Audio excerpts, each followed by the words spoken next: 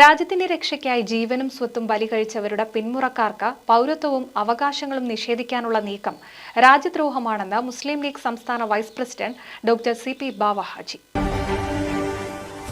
പൗരത്വ നിയമത്തിൽ പ്രതിഷേധിച്ച് തവനൂർ മണ്ഡലം മുസ്ലിം യൂത്ത് ലീഗ് കമ്മിറ്റി നടത്തിയ ഫ്രീഡം മാർച്ചിന്റെ സമാപന സമ്മേളനം ഉദ്ഘാടനം ചെയ്യുകയായിരുന്നു അദ്ദേഹം. കേന്ദ്ര സർക്കാരിന്റെ ഈ ഭിന്നിപ്പിക്കൽ നയത്തെ എന്ത് വില കൊടുത്തും ചെറുത്ത് ജനാധിപത്യം നിലനിർത്താനുള്ള ബാധ്യത പാർട്ടി നിറവേറ്റുമെന്ന് അദ്ദേഹം പറഞ്ഞു. തവനൂർ മണ്ഡലം youth league president V P. Rasheed അധ്യക്ഷനായി. മലപ്പുറം ജില്ലാ youth league vice president I.P. Jaleel മുഖ്യപ്രഭാഷണം നടത്തി. തവനൂർ മണ്ഡലം യൂത്ത് ലീഗ് ജനറൽ സെക്രട്ടറി പത്തിൽ സിറാജ് സ്വാഗതം പറഞ്ഞ ചടങ്ങിൽ മണ്ഡലം മുസ്ലിം ലീഗ് ഭാരവാഹികളായ M.V. അലിക്കുട്ടി, മുജീബ് പൂളയ്ക്കൽ, നൌഫൽ സി തണ്ടിലം, യൂനസ് പാറപ്പുറം എന്നിവർ പ്രസംഗിച്ചു.